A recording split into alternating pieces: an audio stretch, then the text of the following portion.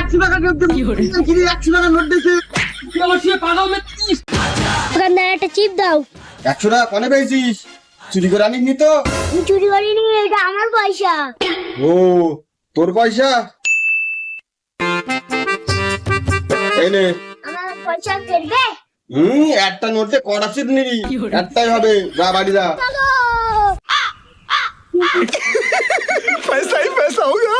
5 টাকার মাল দিয়ে 100 টাকা ধান্দা হয়েছে, এরকম বাচ্চা দুটো তিনটে করে রাখলি তো বিশাল লাভ হয়।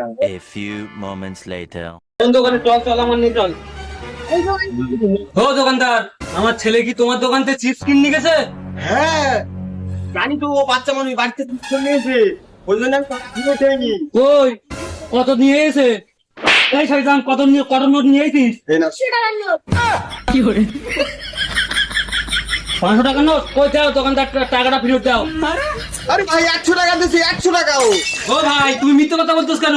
এই বাচ্চা মানুষ কি মিথ্যে কথা বলতে তোমার মনে হয়?